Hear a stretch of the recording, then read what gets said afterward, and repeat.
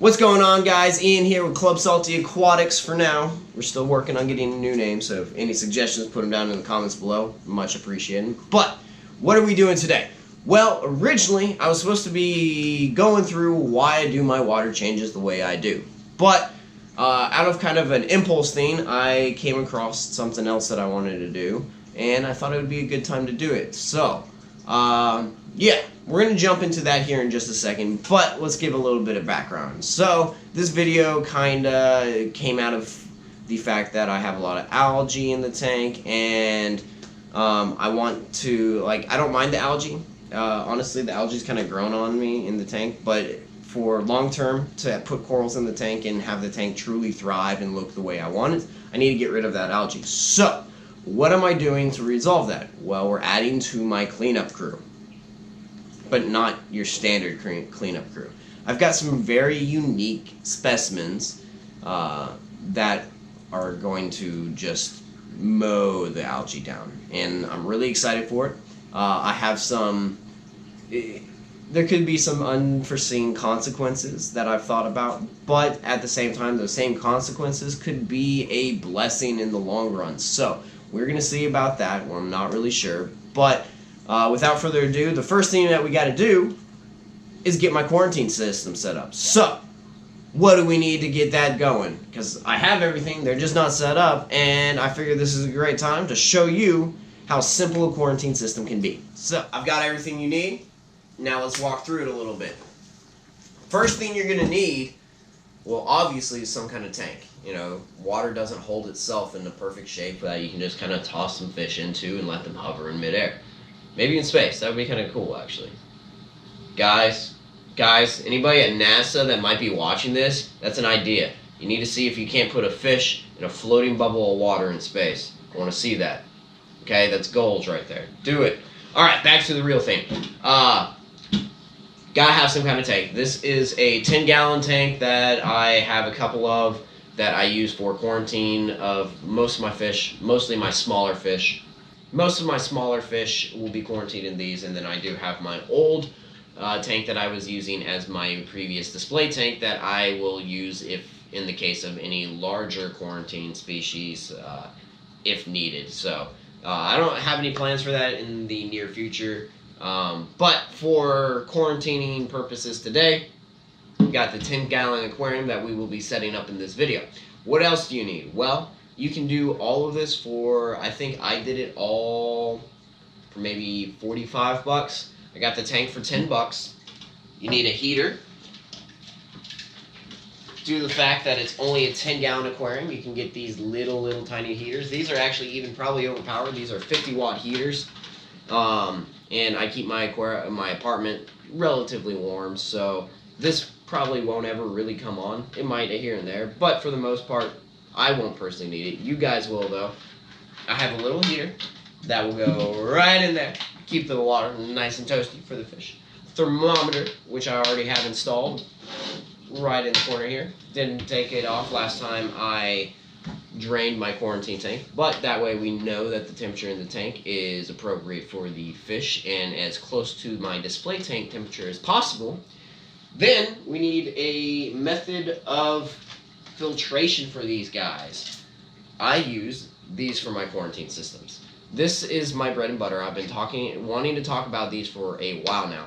I got these off Amazon. They were like 13 bucks. I got 3 of them for that price, and they're just these dense foam that are surrounded by a core that is air driven. So you put a air line tube that's connected to a air pump to a little nozzle down this tube here, and how it works is it causes air to be pumped into here all the way to the bottom where it diffuses and has to travel back up. What that does is as that air is brought back up, it pulls water around it, and it keeps bringing water up, and it'll pull it through the sponge and out through the top, causing the water to cycle through the sponge. Now this is doing a couple things. The sponge itself is the area for biological media.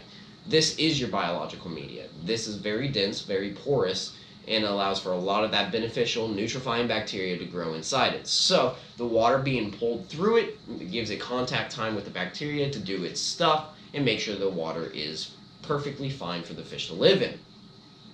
On top of that, it can work as a mechanical filter too. It is still a sponge, and as water pulls through it, anything that's floating freely in the water will get pulled through the sponge and get stuck on it. So if you're going to be quarantining for long periods of time, it's beneficial to have several of these ready and cycled that you can swap out and put on a new one so you can clean out that old gunky one every few days or so. In my case, these fish that I have that you guys haven't seen yet, you'll see them here soon. Fish I have are not going to be in this tank for very long because they're in this tank for a specific purpose and is not necessarily for quarantine. Obviously, quarantining them is an important part of it, but these fish I have are extremely hardy in the first place and don't typically get any kind of illness. I just have to do something special with them, which we'll talk about here in a minute. So, other than that, that's about it. You just need to make sure that you have some kind of aquarium air pump.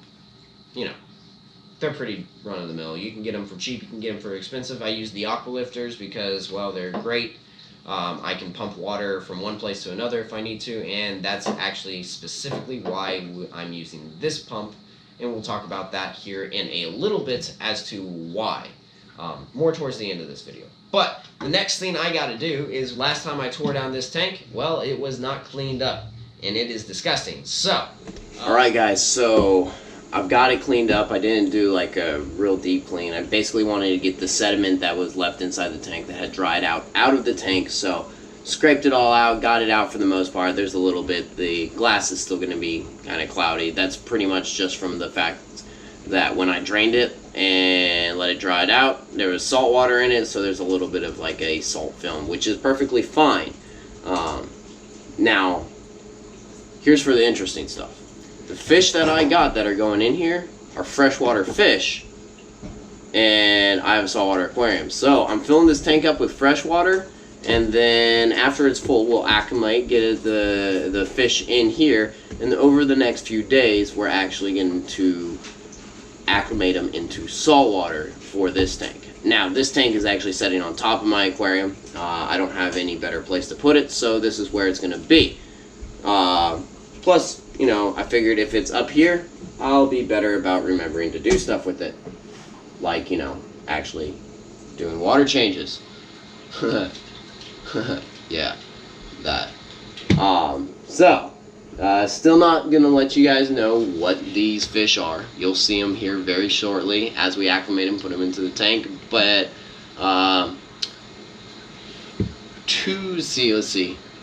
Monday's video will be about the water changes that I was planning on doing today, and a little tidbit about that will be how we're doing the water changes for this tank to acclimate these fish. So, I got a little bit of waiting to do. I got to get this tank filled up, and, you know, when it's all done, we will put the fish in there. So, we'll be back here in a lickety-split.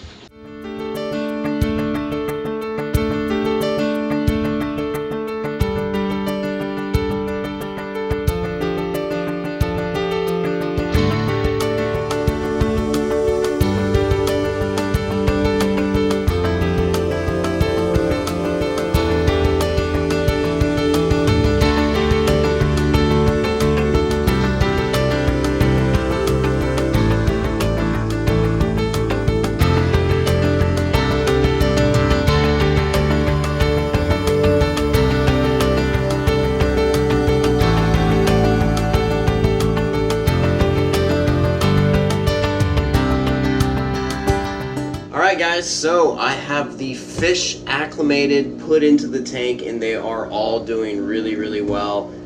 They were a little shy. You could see that in the last clip you just saw of me actually putting them there. It took them all of about 5 minutes before they started coming out, swimming around, picking at the rocks in there, picking at the algae, which is a really, really good sign.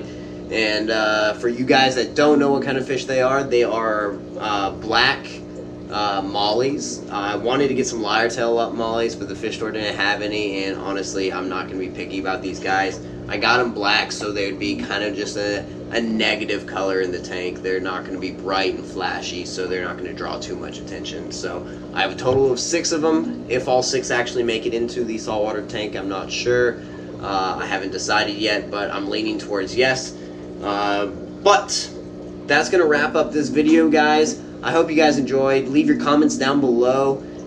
Hit the like button if you enjoyed this video. Subscribe to me if you haven't already. Turn that notifications on so you know when I post my next video, which will be next Monday, where we cover how I'm going to be acclimating these guys into the saltwater. At that point, I will have them almost, probably pretty close to done acclimating. So be looking out for that video. Until next time, guys, I'm Ian. This is Club Salty Aquatics. For now, take it easy.